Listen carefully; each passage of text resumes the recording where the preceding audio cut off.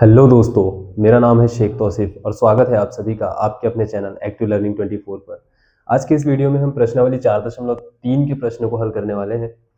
तो इसमें सबसे पहला हमारे पास में प्रश्न दिया गया है कि जितने भी जो क्वेश्चन है इनका हमें अस्तित्व चेक करना है। अस्तित्व चेक करना है या फिर कह सकते हैं इसकी प्रकृति हमें चेक करनी है कि इसके कितने हल है।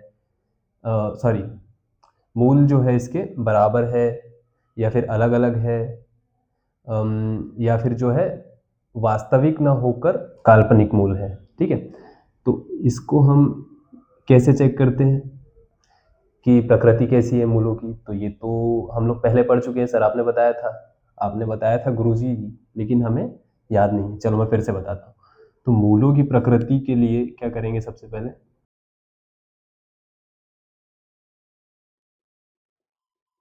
मूलों की प्रकृति के लिए क्या करते हैं? हम डी चेक करते हैं। डी क्या होता है? हमारा विविक्त कर होता है, बराबर क्या होता है? बी का वर्ग माइनस 4ac। तो डी देखो क्या है यहाँ पर, सॉरी डी ही तो निकाल रहे हैं ना। तो बी क्या है यहाँ पर? बी ये होता है हमारा, ये -3 का वर्ग हो गया, -4। ए क्या है? 2 है यहाँ पर, और सी क्या है हमारे पास में? 5 है। दिख रहा है ना, ए एक्स वर्ग माइनस बी एक्स प्लस सी। ठीक है, इस टाइप से जो उसका स्टैंडर्ड फॉर्म होता है। ठीक है, तो ये हमने 5 लिख दिया। अब हमको ये चेक करना है डी 0 से बड़ा है, 0 से छोटा है या 0 के बराबर है। कंडीशन तो हम पहले पढ़ ही चुके हैं। तो ये 3 दिया हो जाएगा 9, माइनस माइनस का प्लस, माइनस 5 दूनी 10, 10 चौक 40 हो गया यहाँ पर। तो डी बराबर क्या आ गया यहाँ पर? माइनस का 31। तो अब चूंकि जो डी जो है वो क्या है? 0 से छोटा है। क्या है? 0 से छोटा है। माइनस में आंसर आ गया तो 0 से छोटा है। अतः क्या है? मूल जो है काल्पनिक होंगे। क्या होंगे? काल्पनिक होंगे। या फिर इसी को कैसे लिख सकते हैं हम? या फिर ऐसा लिख सकते हैं कि मूलों का अस्तित्व नहीं है। काल्पनिक हम कब पढ़ेंगे? 11वीं क्लास में जब हम चले जाएंगे तो आयोटा में हम लोग पढ़ते हैं, उससे जो काल्पनिक मूल है वो वाले मूल निकाल लेते हैं। ठीक है, और 10वीं में हमको अभी इतना बड़ा सिलेबस नहीं है, तो हमको सिर्फ यही है। अब ये 0 से छोटा आ गया तो मूल हो गया काल्पनिक। तो इसका क्या है? हल नहीं, इसका अस्तित्व नहीं, ऐसा भी लिख सकते हैं नीचे लाइन। ठीक है, ये इसका आंसर हो गया। ठीक, तो इसको नोट कर लो आप लोग। अब आते हैं हम इसके दूसरे पर। इसमें भी हमको क्या चेक करना है? मूलों की प्रकृति चेक करना है। तो मूलों की प्रकृति के लिए क्या करते हैं? हम डी चेक करते हैं। तो डी बराबर क्या होता है? फॉर्मूला तो अब याद ही हो गया, बी स्क्वायर माइनस 4ac। चाहो तो ऊपर लिख सकते हो, यहाँ पर ए ये है, बी ये है और सी ये है। ठीक, अपन डायरेक्ट कर रहे हैं। डी बराबर बी स्क्वायर, बी का वर्ग मतलब कि -4 करनी 3 का वर्ग, -4, ए क्या है? 3 है और सी क्या है?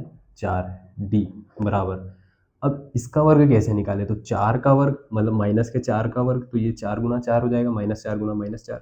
और गुणे में क्या है? करनी का 3 है, तो करनी 3 गुना करनी 3, इस तरीके से हो जाएगा। इसको कैसे करेंगे? -4 और -4 का कितना हो गया? 16 हो गया, माइनस माइनस प्लस, गुना करनी 3 और करनी 3 कितना हो गया? 3 हो गया। तो 16 दूनी 32, 16 तिया 48, इस तरीके से आ जाएगा। तो ये आ गया 48 हमारा। ये आ गया कितना? 48 आ गया, माइनस 4 चौक 16, 16 तिया कितना? 48 आ गया ये भी। ओके, कोई बात नहीं। तो डी बराबर क्या हो गया? 0। 48 में से 48 गया, 0 हो गया, है ना। अब कंडीशन क्या है? अगर ये 0 हो जाता है तो मूल कैसे होंगे? क्योंकि डी बराबर क्या हो गया हमारा? 0 हो गया है, अतः मूल वास्तविक होंगे। ठीक है, वास्तविक के साथ क्या होंगे? अब 0 है तो मूल क्या? वास्तविक और बराबर होंगे, वास्तविक एवं बराबर होंगे, भी लिख ही देते हैं ना। ठीक है, अब क्या? अब क्वेश्चन आगे बोल रहा है कि यदि मूलों का अस्तित्व है तो मूल ज्ञात कीजिए। मूल ज्ञात कीजिए। ठीक, तो अब मूल, तो मूल के लिए हमारे पास एक गुणनखंड विधि है और एक क्या है हमारे पास में? सूत्र विधि है। तो अब ये करनी वगैरह आ गई है तो ये टफ लगता है, तो सूत्र विधि से हम हल करेंगे। मूल सूत्र विधि से यहाँ लिख भी देते हैं। सूत्र विधि से, सूत्र विधि क्या है हमारी? x बराबर क्या होता है हमारे पास में? x बराबर होता है माइनस का b plus minus under root में या करनी में b का वर्ग माइनस 4ac, इसकी जगह पर आप क्या लिख सकते हो, d भी लिख सकते हो टोटल की जगह पर, यही है ना formula, B square minus 4ac बराबर क्या d, ये लिख सकते हो, बटे में क्या 2a। अब इधर सॉल्व कर लेते हैं, ठीक है। इस फॉर्मूले को ध्यान रखना, ठीक। x बराबर क्या, माइनस का b, ठीक है, माइनस पहले लगा दो, b क्या है, b भी पहले और माइनस का ही है, एक माइनस तो है ही हमारे पास इसका सूत्र का, और एक और माइनस आएगा, माइनस 4 करनी 3, ये माइनस बाहर और एक और माइनस के साथ में 4 करनी का 3, ठीक है। और फिर क्या है, प्लस माइनस आ गया, प्लस माइनस लिया हमने, करनी में जो है बी स्क्वायर माइनस 4ac। अब देखो दिमाग, मतलब अब टेक्निक देखो, B square minus 4ac, B square minus 4ac, ये हमने यहाँ पर क्या किया, सॉल्व किया। सॉल्व करने के बाद वैल्यू कितनी आ रही है हमारे, देखो यहाँ से ये एक, ये हमने ये आ रहा है 0, तो चाहो तो डायरेक्ट यहाँ पर 0 लिख दो, ठीक है, बटे में 2 गुना ए कितना है 3 है। ये समय बचाने की टेक्निक है, ठीक है। या तो फिर यहाँ पर ऐसा लिख दो, समीकरण 1 से, है ना, ये समीकरण 1 हो गया, इस तरीके से भी कर सकते हैं हम लोग, जैसा मन चाहे, डायरेक्ट भी लिख दिया, कोई दिक्कत नहीं, 0।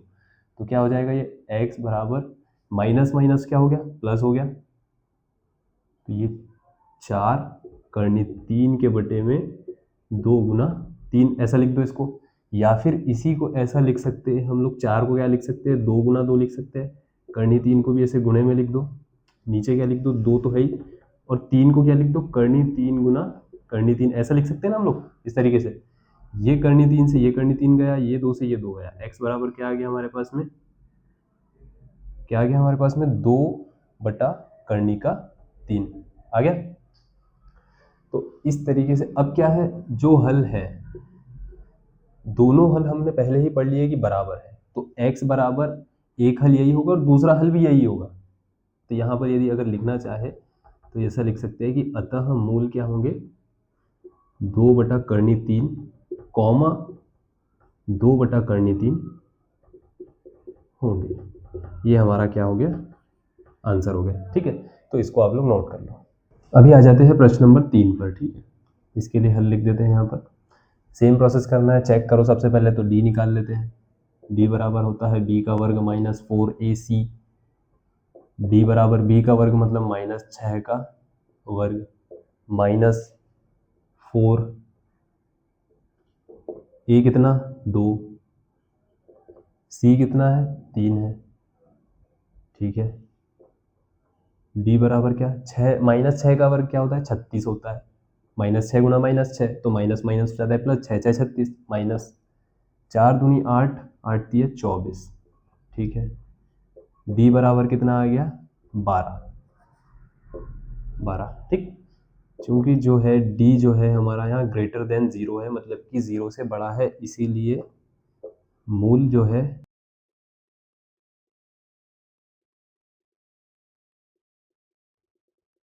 वास्तविक एवं भिन्न होंगे, ठीक। ये हमको यहाँ से क्लियर हो गया, ये तो हम पहले से ही पढ़ते आ रहे हैं।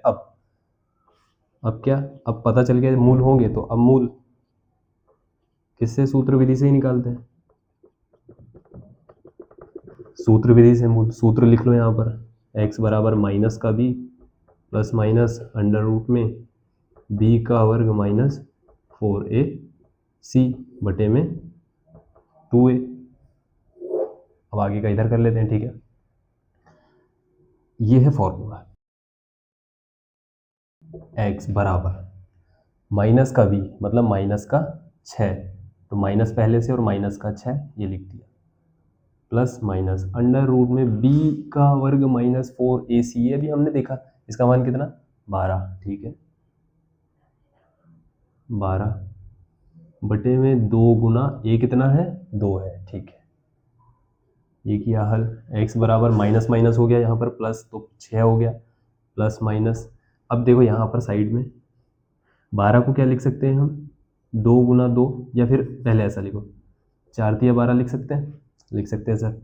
फिर क्या लिख सकते हैं इसको हम लोग, इसको लिख सकते हैं 2 गुना 2 गुना 3, ठीक है, ये करनी के अंदर है, तो ये 2, ये जो है 4, इससे 2 बाहर निकल गया, तो ये हो गया 2 करनी 3, ठीक है, ऐसे लिख सकते हैं हम लोग इसको, ठीक है। अब यहाँ लिखेंगे, तो इसको लिख दिया हमने 2 करनी का 3 बटे में क्या 2 गुना 2, ठीक है 2 गुना 2 लिख दिया। अब क्या करेंगे हम लोग, यहाँ से हम 2 को कॉमन ले सकते हैं, ठीक 2 को लिया हमने यहाँ पर कॉमन, तो 6 में से जैसे 6 को हम क्या लिख सकते हैं 6 गुना 6 को क्या लिख सकते हैं हम 6 को लिख सकते हैं 3 गुना 2, ठीक है। तो इसमें से 2 कॉमन ले लिया तो कितना बच गया 3 बच गया। ये 2 को पहले कॉमन लिखो, ये 3 बच गया, ठीक ये आ गया प्लस और माइनस। अब क्या, अब यहाँ से हमने कॉमन ले लिया, 2 को कॉमन ले लिया तो कितना बच गया कर्णी का 3 बच गया। ये भी ठीक है सर, ये 2 गुना 2, इससे क्या हो गया ये कट गया, ठीक x बराबर क्या आ गया 3 धन ऋण कर्णी का 3 के बटे में 2। अब चाहे तो ये भी आंसर हो सकता है, मतलब इसको अलग अलग कर देंगे, एक धन वाला एक ऋण वाला, चाहे तो ये आंसर हो सकता है और एक और आंसर हो सकता है। देखो ये 3 को भी हम कर्णी 3 गुना कर्णी 3 लिख सकते हैं ना, बराबर 3 होता है। तो इसमें से अब कर्णी 3 को हम ले सकते हैं कॉमन, इसमें से और इसमें से, ठीक तो कैसे लेंगे सर, देखो अब यहाँ ऐसे लेंगे, कैसे लेंगे, अब देखो यहाँ से हम इसको लिख दिया, हम पहले लिख देते हैं एक बार, और कर्णी 3 गुना कर्णी 3 धन ऋण कर्णी का 3 बटे में 2। अब इन दोनों से ले लिया कर्णी 3 का कॉमन, तो x बराबर कर्णी 3 आ गया कॉमन, तो ये कर्णी 3 धन ऋण 1 के बटे में कितना 2, इस तरीके से हो जाएगा। अब धन चिन्ह ले लेंगे एक बार, धन चिन्ह लेने पर क्या आ जाएगा x बराबर आ जाएगा कर्णी का 3 एक और कर्णी का 3 धन 1 के बटे में 2, और ऋण चिन्ह लेने पर क्या आ जाएगा, यहाँ पर क्या आ जाएगा x बराबरी से यही कर्णी का 3, यहाँ पर चिन्ह चेंज करना है हमको सिर्फ, बाकी कहीं नहीं करना है। तो क्या होगा ये हो जाएगा कर्णी का 3 अंदर भी एक कर्णी का 3 माइनस का 1 के बटे में 2 या 2, ठीक तो ये इसके मूल हो जाएंगे, ठीक है ये दोनों इसके मूल हो गए, तो ये हमारा आंसर हो गया। नीचे लिख दो अतः मूल ये और ये होंगे, या फिर ये इसी में क्या करेंगे, यदि अगर ये वाले मूल लिख रहे हैं तो क्या करेंगे, एक बार धन का ले लेंगे धन और एक बार ऋण, बस ये भी मूल हो सकते हैं, कोई ऐसा ज्यादा करने की जरूरत नहीं, इच्छा है तो कर दो, ठीक है तो इसको नोट कर लो। अब प्रश्न नंबर 2, ठीक प्रश्न नंबर 2 में कितने हैं टोटल, हमारे पास में 2 प्रश्न हैं, और कहा क्या है उसने कि प्रत्येक प्रश्न के लिए k का वह मान ज्ञात कीजिए जिसमें क्या है जो दोनों मूल है बराबर हो। अब पहले एक कॉन्सेप्ट समझो, दोनों मूल बराबर कब होते हैं, पढ़ते हुए आ रहे हैं जब क्या होता है d जो है 0 के बराबर हो जाए, ठीक है तब होते हैं दोनों मूल बराबर, ठीक है तो हम इसी का यही सूत्र लगाते हुए हमारे k का मान निकाल लेंगे, ठीक है। अब यहाँ हमने हल लिखा, स्थिति क्या दी गई है जब दोनों मूल बराबर हो, तो जब दोनों मूल बराबर होते हैं तब क्या होता है, पहले यहाँ लिख दो प्रश्नानुसार, प्रश्नानुसार क्या जब दोनों मूल बराबर हो, ऐसा भी लिख सकते हैं, ठीक जब दोनों मूल बराबर होते हैं तो क्या होता है d जो है वो होता है 0, ठीक है d का फॉर्मूला क्या होता है b का वर्ग माइनस 4a c बराबर क्या हो जाएगा फिर 0, बात तो वही पड़ी ना, d बराबर 0 लिख दो या a बराबर 0 लिख दो, ठीक है b की वैल्यू क्या है, b की वैल्यू ही k है, तो ये हो गया k का वर्ग माइनस 4, a क्या है हमारे पास में 2 है, और c क्या है जो है 3 बराबर 0, k का वर्ग चलो ठीक है इसको ऐसे करो, k का वर्ग माइनस 4 दूनी 8 8 दिया 24 बराबर का 0, ठीक ठीक k का वर्ग बराबर क्या हो जाएगा, माइनस से है इधर चला गया तो क्या हो जाएगा प्लस हो जाएगा, तो ये क्या हो जाएगा 24।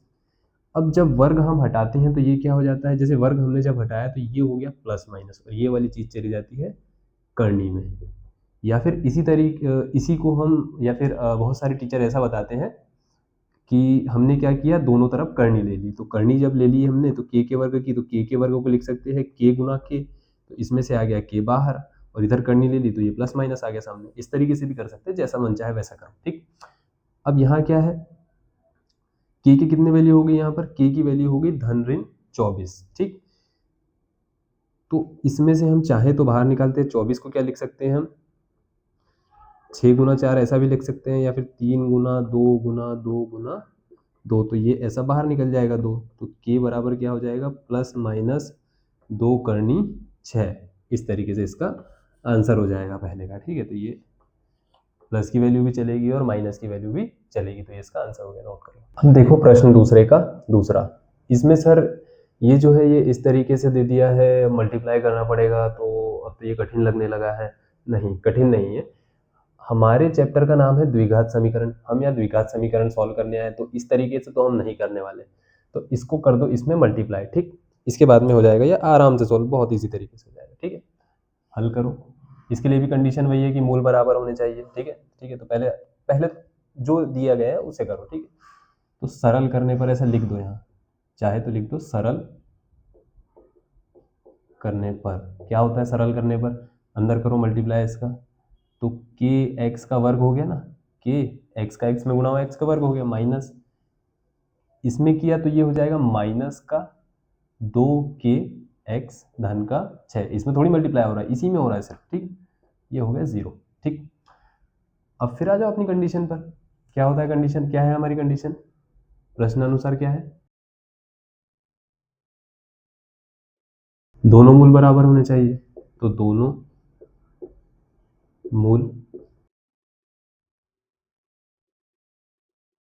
मूल बराबर होने पर या दोनों मूल बराबर होने की स्थिति में क्या होता है हमारे पास में d बराबर 0, यानी कि b का वर्ग माइनस का 4ac बराबर 0।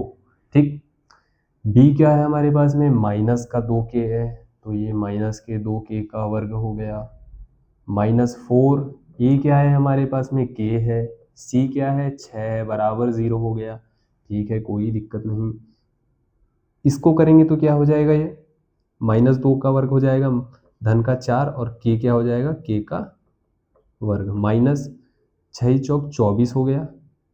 ठीक है, 24, और ये के का के बराबर 0। अब देखो इसमें होगा क्या, पहले 4 कॉमन ले लो इसमें। ठीक, 4 हम कॉमन ले लेते, 4 ले लिया कॉमन, मतलब कि 0 ही हो जाएगा। चलो ठीक है, स्टेप बाय स्टेप करते, 4 कॉमन ले लिया हमने यहाँ, तो यहाँ क्या बच गया, के का वर्ग बच गया, क्योंकि 4 तो चला गया, और 6 चौक होता है 24, यानी कि 4 चला गया, तो मतलब कि यहाँ क्या बच गया, ये बच गया बराबर 0। ठीक है, ये हो गया, ये हो जाएगा 4 इधर तो 0 हो जाएगा, ये हो जाएगा के का वर्ग माइनस का 6 के बराबर 0। ठीक है, अब देखो एक क्या होगा यहाँ पर, यहाँ करते हैं, ये है ना, यहाँ लिख लेते हैं एक बार, के का वर्ग माइनस का 6 के बराबर 0, के ले लिया यहाँ से कॉमन, तो यहाँ बच गया के, यहाँ बच गया माइनस का 6 बराबर 0। अब क्या हो जाएगा, यहाँ देखो, अब यदि एक वैल्यू क्या हो सकती है, एक के बराबर 0 रख दो, और एक के माइनस 6 बराबर 0 रख दो, दोनों 0 के बराबर है ना। ठीक है, तो के, एक वैल्यू के की हो जाएगी 0, और एक वैल्यू क्या हो जाएगी, के की 6 हो जाएगी। ठीक है, ये हो गई एक वैल्यू, एक वैल्यू ये हो गई हमारी। तो अब के का कौन सा मान होना चाहिए, कौन सा मान होना चाहिए, तो के का मान होना चाहिए हमारे पास में क्या, 6 होना चाहिए। क्यों होना चाहिए, अच्छा ठीक है, अगर के की वैल्यू हम 0 रख देते हैं, रखो यहाँ पर एक बार 0, यहाँ के की वैल्यू हमने 0 रख दी, तो 0 का मल्टीप्लाई अंदर करेंगे तो 0 हो जाएगा, 0 का मल्टीप्लाई करेंगे हम यहाँ, ऐसा करके देखते हैं ना, तभी पता चलेगा। तो ये कर दिया मैंने 0 गुना एक्स कोष्टक के अंदर x माइनस 2 धन का 6 बराबर 0 हो गया। ठीक है, तो ये 0 का क्या हो गया, 0 धन 6 बराबर 0 हो गया, तो ये तो कुछ हुआ ही नहीं, x तो हमारा कहाँ गया पता ही नहीं चला, क्योंकि हमको तो x के लिए निकालनी है ना कंडीशन, है ना। तो ये 6 बराबर 0 हो गया, तो 6 बराबर तो 0 नहीं होता, ये कंडीशन ही गलत हो गई हमारी। तो इसीलिए क्या हो जाएगी, के की वैल्यू क्या हो जाएगी हमारे पास में, 6 हो जाएगी। अतः यहाँ लिख सकते हैं कि अतः के का मान 6 होगा। ठीक है, इस तरीके से। तो ये हमारा हो गया दूसरा प्रश्न। दूसरे प्रश्न के दोनों क्वेश्चन बड़े आसान तरीके से सॉल्व हो गए। यहाँ थोड़ा सा दिमाग लगाने की जरूरत है कि 0 क्यों नहीं होगी वैल्यू। ठीक है, तो देखो ये हमने प्रश्नावली 4.3 के जो प्रश्न नंबर 1 है और प्रश्न नंबर 2 के जितने भी प्रश्न थे इनको हल कर लिया है। ठीक, अब हम मिलते हैं अगले वीडियो में। इसमें उसमें हम इसके आगे के प्रश्नों को हल करेंगे। यदि वीडियो आपको पसंद आया तो वीडियो को लाइक कीजिए, चैनल को सब्सक्राइब कीजिए, और टेलीग्राम चैनल को ज्वाइन कीजिए, दोस्तों के साथ शेयर कीजिए। Thank you very much.